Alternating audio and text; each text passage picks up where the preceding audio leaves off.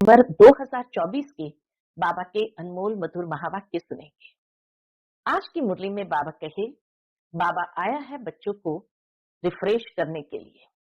और कैसे बाबा रिफ्रेश करते हैं? पहली बात बाबा ने कहा, ज्ञान सुना करके तुम्हें रिफ्रेश करते हैं, क्योंकि ये नया ज्ञान है, नई बातें हैं। जितना जितना नई बातें समझते जाएंगे उतना रिफ्रेश होते जाएंगे। दूसरा बाबा कहे, बाप की याद में रिफ्रेश होते हो। जब बाबा की याद में बैठ जाते हैं तो ऐसा महसूस होता है कि जैसे आराम में है। सतयुग में जब जाते हैं वहां तो कोई भी प्रकार का श्रम करने की आवश्यकता ही नहीं, वो है ही विश्रामपुरी, क्योंकि वहां कोई अप्राप्त वस्तु नहीं है। इसीलिए बच्चों को सदा विश्राम है ही है। और तीसरा बाबा कहे, तुम जब शिव बाबा की गोद में आते हो तो भी बच्चों को विश्राम मिलता है। सारी कल्प की थकान जैसे बाबा मिटा देते हैं। उसमें भी विशेषकर रावण राज्य में जब से आए तब आत्मा बहुत थकावट का अनुभव करती है, तो बाबा की गोदी में आने से सारी थकान मिट जाती और रिफ्रेश हो जाते हैं। तो इसीलिए बाबा कहे, बाबा को नित्य याद करते रहो, ज्ञान की नई नई बातें सुनते रहो और बाबा की गोद में समा जाओ। सुनते हैं आज के बाबा के अनमोल मधुर महावाक्य। ओम शांति। मीठे बच्चे, तुम बाप के पास आते हो रिफ्रेश होने। बाप के मिलने से भक्ति मार्ग की सब थकान दूर हो जाती है। आज की मुरली से प्रश्न है, तुम बच्चों को बाबा किस विधि से रिफ्रेश करते हैं? उत्तर है, पहली बात, बाबा ज्ञान सुना सुनाकर तुम्हें रिफ्रेश कर देते हैं। दूसरा, याद से भी तुम बच्चे रिफ्रेश हो जाते हो। वास्तव में सतयुग है सच्ची विश्रामपुरी। वहां कोई अप्राप्त वस्तु नहीं जिसको प्राप्त करने के लिए परिश्रम करना पड़े। और तीसरा, शिव बाबा की गोद में आते ही तुम बच्चों को विश्राम मिल जाता है, सारी थकान दूर हो जाती है। ओम शांति। बाप बैठ समझाते हैं, साथ में ये दादा भी समझते हैं, क्योंकि बाप इन दादा द्वारा बैठ समझाते हैं। बाबा हम बच्चों को समझाते हैं, लेकिन बीच में ये दादा भी समझते हैं, क्योंकि बाबा उनके मुख द्वारा ही बैठ समझाते हैं। जैसे तुम समझते हो वैसे ये दादा भी समझते हैं। दादा को भगवान नहीं कहा जाता, यह है भगवान वाच। बाप क्या समझाते हैं?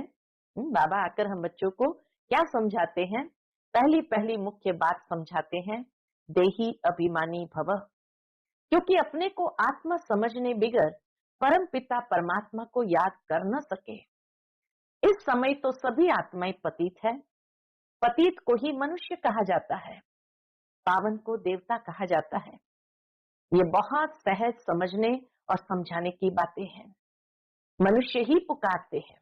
क्या पुकारते हैं? हे पतितों को पावन बनाने वाले आओ। देवी देवताएं ऐसे कभी नहीं कहेंगे, पतित पावन बाप पतितों के बुलावे पर आते हैं। आत्माओं को पावन बनाकर फिर नई पावन दुनिया भी स्थापन करते हैं। आत्मा ही बाप को पुकारती है, शरीर तो नहीं पुकारेगा। पारलौकिक बाप जो सदा पावन है उसे ही सब याद करते हैं। यह है पुरानी दुनिया। बाप नई पावन दुनिया बनाते हैं। कई तो ऐसे भी है जो कहते हैं, हमको तो यहाँ ही अपार सुख है, धन माल बहुत है। वह समझते हैं हमारे लिए स्वर्ग यही है। वह तुम्हारी बातें कैसे मानेंगे? कलयुगी दुनिया को स्वर्ग समझना यह भी बेसमझी है। कितनी जर्जरीभूत अवस्था हो गई है। बाबा कहे, कलयुगी दुनिया को ही स्वर्ग समझना ये तो बेसमझी है। तो आत्मा की कितनी जर्जरीभूत अवस्था हो गई है। तो भी मनुष्य कहते हैं हम तो स्वर्ग में बैठे हैं। बच्चे नहीं समझाते तो बाप कहेंगे ना, तुम क्या पत्थर बुद्धि हो। बच्चे नहीं समझाते हैं तो बाप तो कहेंगे ना, तुम क्या पत्थर बुद्धि हो, दूसरे को नहीं समझा सकते हो। जब खुद पारस बुद्धि बने तब तो दूसरों को भी बनावे। पुरुषार्थ अच्छा करना चाहिए। इसमें लज्जा की बात नहीं, परंतु मनुष्य की बुद्धि में आधा कल्प की जो उल्टी बातें भरी हुई है, वो कोई जल्दी भूलते नहीं है। जब तक बाप को यथार्थ रीति नहीं पहचाना है, तब तक वह ताकत आ नहीं सकती। बाप कहते हैं इन वेदों शास्त्रों आदि से मनुष्य कुछ भी सुधरते नहीं है, दिन प्रतिदिन और ही बिगड़ते आए हैं, सतो प्रधान से तमो प्रधान ही बने हैं। यह किसकी भी बुद्धि में नहीं है कि हम ही सतो प्रधान देवी देवता थे। कैसे नीचे गिरे हैं, इसको जरा भी पता नहीं है। और फिर 84 जन्म के बदले 84 लाख जन्म कह दिया है, तो फिर पता भी कैसे पड़े। बाप बिगर ज्ञान की रोशनी देने वाला कोई नहीं। सभी एक दो के पिछाड़ी दर दर धक्के खाते रहते हैं, नीचे गिरते गिरते पट पड़ गए हैं। सब ताकत खत्म हो गई है। बुद्धि में भी ताकत नहीं जो बाप को यथार्थ जान सके। बाप ही आकर सबकी बुद्धि का ताला खोलते हैं, तो कितने रिफ्रेश होते हैं।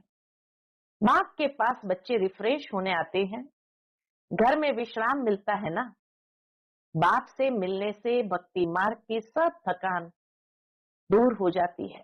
जितना बाबा से प्यार से मिलते हैं, तो बाबा कहे भक्ति मार्ग की सारी थकान दूर हो जाती है। तो बाबा के पास आते ही है कितना रिफ्रेश हो जाते हैं। बाबा कहे बाबा जब घर ले जाते हैं तो घर में भी विश्राम ही मिलता है। सतयुग को भी विश्रामपुरी कहा जाता है। एक तो परमधाम विश्रामपुरी है, दूसरा सतयुग को भी विश्रामपुरी कहा जाता है। वहां तुम्हें कितना विश्राम मिलता है। कोई अप्राप्त वस्तु नहीं जिसके लिए परिश्रम करना पड़े। यहाँ रिफ्रेश बाप भी करते हैं, तो ये दादा भी करते हैं। शिव बाबा की गोद में आते इतना विश्राम मिलता है। विश्राम माना ही शांति। विश्राम मिलता माना शांति मिलती है। मनुष्य भी थक कर विश्रामी हो जाते हैं। कोई कहाँ विश्राम के लिए जाते हैं ना, लेकिन उस विश्राम में रिफ्रेशमेंट नहीं है। यहाँ तो बाप तुम्हें कितना ज्ञान सुनाकर रिफ्रेश करते हैं। बाप की याद से भी कितने रिफ्रेश होते हैं, और तमो प्रधान से सतो प्रधान भी बनते जाते हैं। सतो प्रधान बनने के लिए यहाँ बाप के पास आते हो। बाप कहते हैं मीठे मीठे बच्चों, बाप को याद करो। बाप ने समझाया है कि सारे सृष्टि का चक्र कैसे फिरता है, सर्व आत्माओं को विश्राम कैसे और कहाँ मिलता है। तुम बच्चों का फर्ज है सबको बाप का पैगाम देना। बाप कहते हैं मुझे याद करो तो इस वर्षे के तुम मालिक बन जाएंगे। बाप इस संगम युग पर नई स्वर्ग की दुनिया रचते हैं, जहां तुम जाकर मालिक बनते हो। फिर द्वापर में माया रावण के द्वारा तुम्हें श्राप मिलता है, तो पवित्रता सुख शांति धन आदि सब खत्म हो जाता है। कैसे धीरे धीरे खत्म होता है वह भी बाप ने समझाया है। दुख धाम में कोई विश्राम थोड़ी होता है। बाबा कहे दुख धाम में कोई विश्राम ही नहीं, सुख धाम में विश्राम ही विश्राम है। मनुष्य को भक्ति कितना थकाती है, कितने धक्के खाए हैं। जन्म जन्मांतर भक्ति में कितने थक जाते हैं, कैसे एकदम कंगाल बन गए हैं। ये सारा राज बाप बैठ समझाते हैं। नए नए आते हैं तो उन्हें कितना समझाना होता है। हर एक बात पर मनुष्य कितना सोचते हैं, समझते हैं, कहाँ जादू न हो। अरे तुम ही कहते हो भगवान जादूगर है, तो बाप कहते हैं हाँ मैं बरोबर जादूगर हूँ, परंतु वह जादू नहीं जिससे मनुष्य भेड़ बकरी बन जाए। ऐसा तामसिक जादू नहीं करते हैं। यह बुद्धि से समझा जाता है। यह तो जैसे रीढ़ मिसल है, गायन भी तो है सुर मंडल के साज से। क्या जाने इस समय तो जैसे सभी मनुष्य रीढ़ बकरियां हैं। ये बातें सारी यहाँ की है, इस समय का ही गायन है।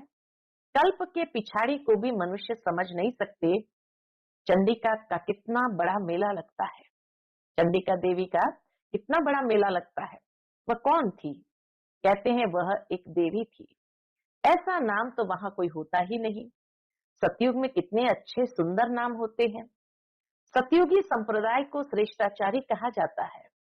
कलयुगी संप्रदाय को तो कितना अच्छी अच्छी टाइटल देते हैं। अभी के मनुष्य को श्रेष्ठ नहीं कहेंगे, देवताओं को श्रेष्ठ कहा जाता है।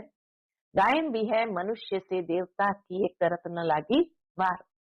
मनुष्य से देवता, देवता से मनुष्य कैसे बनते हैं, ये राज बाप ने तुम्हें समझाया है। उनको डीटी वर्ल्ड, इनको ह्यूमन वर्ल्ड कहा जाता है। दिन को सोजरा, रात को अंधियारा कहा जाता है। ज्ञान है सोजरा, भक्ति है अंधियारा, अज्ञान नींद कहा जाता है ना। तुम भी समझते हो कि आगे हम कुछ भी नहीं जानते थे तो नेति नेति कहते थे, अर्थात हम नहीं जानते। अभी तुम समझते हो हम भी तो पहले नास्तिक थे, बेहद के बाप को ही नहीं जानते थे। वह है असली अविनाशी बाबा, उसे सर्व आत्माओं का बाप कहा जाता है। तुम बच्चे जानते हो अभी हम उस बेहद के बाप के बने हैं। बाप बच्चों को गुप्त ज्ञान देते हैं। ये ज्ञान मनुष्य के पास कहाँ मिल न सके। बाबा कहे ये ज्ञान मनुष्य के पास कहाँ मिल न सके। आत्मा भी गुप्त है, गुप्त ज्ञान आत्मा धारण करती है। आत्मा ही मुख द्वारा ज्ञान सुनाती है। आत्मा ही गुप्त बाप को याद करती है। बाप कहते हैं बच्चों, देह अभिमानी नहीं बनो। देह अभिमान से आत्मा की ताकत खत्म होती है। आत्म अभिमानी बनने से आत्मा में ताकत जमा होती है। बाप कहते हैं ड्रामा के राज को अच्छी रीति समझकर चलना है। इस अविनाशी ड्रामा के राज को जो ठीक रीति जानते हैं वह सदा हर्षित रहते हैं। इस समय मनुष्य ऊपर जाने की कितनी कोशिश करते हैं। समझते हैं ऊपर में दुनिया है, शास्त्रों में सुन रखा है ऊपर में दुनिया है, तो वहां जाकर देखे। वहां दुनिया बसाने की कोशिश करते हैं। दुनिया तो बहुत बसाई है ना। बाबा कहे दुनिया तो बहुत बसाई है ना। भारत में सिर्फ एक ही आदि सनातन देवी देवता धर्म था और कोई खंड आदि नहीं था, फिर कितना बसाया है। तुम विचार करो, भारत के कितने थोड़े टुकड़े में देवताएं होते हैं। इतनी बड़ी दुनिया और उसमें भारत का छोटा सा टुकड़ा, उसमें ही देवताएं होते हैं। उसमें भी विशेष जमुना के किनारे पर ही परिस्थान था जहां ये लक्ष्मी नारायण राज्य करते थे। कितनी सुंदर शोभायमान सतो प्रधान दुनिया थी, नेचुरल ब्यूटी थी। आत्मा में ही सारा चमत्कार रहता है। बच्चों को दिखाया था श्री कृष्ण का जन्म कैसे होता है। सारे कमरे में जैसे रोशनी हो जाती है तो बाप बैठकर बच्चों को समझाते हैं। अभी तुम परिस्थान में जाने के लिए पुरुषार्थ कर रहे हो, बाकी ऐसे नहीं तालाब में डुबकी लगाने से परियां बन जाएंगे। ये सभी झूठे नाम रख दिए हैं। लाखों वर्ष कह देने से बिल्कुल ही सब कुछ भूल गए हैं। अभी तुम अभूल बन रहे हो। नंबरवार पुरुषार्थ अनुसार विचार किया जाता है। इतनी छोटी सी आत्मा कितना बड़ा पाठ शरीर से बजाती है। छोटी सी आत्मा और कितना बड़ा पाठ शरीर से बजाती है। फिर शरीर से आत्मा निकल जाती है तो शरीर को देखो क्या हाल हो जाता है। आत्मा शरीर से निकल गई तो बाबा कहे शरीर का देखो क्या हाल हो जाता है। आत्मा ही पाठ बजाती है। कितनी बड़ी विचार की बात है, कैसे आत्मा पाठ बजाती है। सारी दुनिया के एक्टर्स आत्माएं अपनी एक्ट अनुसार ही पाठ बजाते हैं। कुछ भी फर्क नहीं पड़ सकता। खूबहू सारी एक्ट फिर से रिपीट हो रही है, इसमें संशय कर नहीं सकते। हर एक की बुद्धि में फर्क पड़ सकता है क्योंकि आत्मा तो मन बुद्धि सहित है ना। बच्चों को मालूम है कि हमको स्कॉलरशिप लेनी है तो दिल अंदर खुशी होती है। यहाँ भी अंदर आने से ही एम ऑब्जेक्ट सामने देखते हैं तो खुशी तो जरूर होगी। अभी तुम जानते हो हम यह देवी देवता बनने के लिए क्या कर रहे हैं, यहाँ पढ़ते हैं। ऐसा कोई स्कूल नहीं जहाँ दूसरे जन्म की एम ऑब्जेक्ट को देख सके। तुम देखते हो कि हम लक्ष्मी नारायण कैसे बन रहे हैं। अभी हम संगम युग पर है, जो भविष्य में इन जैसा लक्ष्मी नारायण बनने की पढ़ाई पढ़ रहे हैं। कितनी गुप्त पढ़ाई है। एम ऑब्जेक्ट को देख कितनी खुशी होनी चाहिए, खुशी का पारावार नहीं। स्कूल व पाठशाला हो तो ऐसी है कितनी गुप्त परंतु जबरदस्त पाठशाला है। जितनी बड़ी पढ़ाई उतनी ही फैसिलिटीज रहती है, परंतु यहाँ तुम पट पर बैठ पढ़ते हो। आत्मा को पढ़ना होता है फिर चाहे पट पर बैठे चाहे तख्त पर, परंतु खुशी से ठगियां मारते रहो कि इस पढ़ाई को पास करने के बाद हम जाकर के यह बनेंगे। अभी तुम बच्चों को बाप ने आकर अपना परिचय दिया है कि मैं इनमें कैसे प्रवेश कर तुम्हें पढ़ाता हूँ। बाबा ने सारा ज्ञान का रहस्य हमारे सामने खोल दिया, कैसे बाबा ब्रह्मा तन में आकर के हम बच्चों को ये पढ़ाई पढ़ाते हैं। बाप देवताओं को तो नहीं पढ़ाएंगे, देवताओं को ये ज्ञान कहाँ है। वास्तव में देवताओं को तो प्रारब्ध प्राप्त हुई है, ज्ञान के आधार से पुरुषार्थ तो यहाँ करना होता है, इसलिए वहां ज्ञान नहीं। मनुष्य तो मूंझते हैं, क्या देवताओं में ज्ञान नहीं है? देवताएं ही इस ज्ञान से देवता बनते हैं। देवता बनने के बाद फिर ज्ञान की क्या दरकार है। लौकिक पढ़ाई से बैरिस्टर बन गया, कमाई में लग गया, फिर बैरिस्ट्री पढ़ेंगे क्या? एक बार बैरिस्टर बन गया तो क्या फिर बैरिस्ट्री पढ़ेंगे क्या? पढ़ने की आवश्यकता ही नहीं, बन गए, अभी तो उसका प्रैक्टिकल स्वरूप बन करके उसको भोगना है। इसी तरह देवताएं वहां ज्ञान के माध्यम से पुरुषार्थ नहीं करते हैं, पुरुषार्थ यहाँ करते हैं, वहां प्रारब्ध पाई और देवता पद पाया, और फिर बाबा कहे वहां उस प्रारब्ध को भोगते हैं, वहां पढ़ाई है ही नहीं। अच्छा, मीठे मीठे सिकिलते बच्चों प्रति माता पिता बाप दादा का याद प्यार और गुड मॉर्निंग। रूहानी बाप की रूहानी बच्चों को नमस्ते। हम सभी रूहानी बच्चों की रूहानी माता पिता बाप दादा को याद प्यार, गुड मॉर्निंग और नमस्ते नमस्ते। शुक्रिया बाबा, शुक्रिया। आज की मुरली से धारणा के लिए मुख्य सार है। पहली पॉइंट, अविनाशी ड्रामा के राज को यथार्थ समझ हर्षित रहना है। इस ड्रामा में हर एक एक्टर का पार्ट अपना अपना है जो हूबहू बजा रहे हैं। दूसरी पॉइंट, एम ऑब्जेक्ट को सामने रख खुशी में ठगियां मारनी है। बुद्धि में रहे हम इस पढ़ाई से ऐसा लक्ष्मी नारायण बनेंगे। आज का बाप दादा का मधुर वरदान हम बच्चों के प्रति है, याद और सेवा के शक्तिशाली आधार द्वारा तीव्र गति से आगे बढ़ने वाले मायाजीत भव। याद और सेवा के शक्तिशाली आधार द्वारा तीव्र गति से आगे बढ़ने वाले मायाजीत भव। ब्राह्मण जीवन का आधार याद और सेवा है। यह दोनों आधार सदा शक्तिशाली हो तो तीव्र गति से आगे बढ़ते रहेंगे। अगर सेवा बहुत है, याद कमजोर है, व याद बहुत अच्छी है, सेवा कमजोर है, तो भी तीव्र गति नहीं हो सकती। याद और सेवा दोनों में तीव्र गति चाहिए। याद और निस्वार्थ सेवा साथ साथ हो तो माया अजीत बनना सहज है। हर कर्म में कर्म की समाप्ति के पहले सदा विजयी दिखाई देंगी। आज का स्लोगन है, इस संसार को अलौकिक खेल और परिस्थितियों को अलौकिक खिलौने के समान समझकर चलो। इस संसार को अलौकिक खेल और परिस्थितियों को अलौकिक खिलौने के समान समझकर चलो। अच्छा, ओम शांति।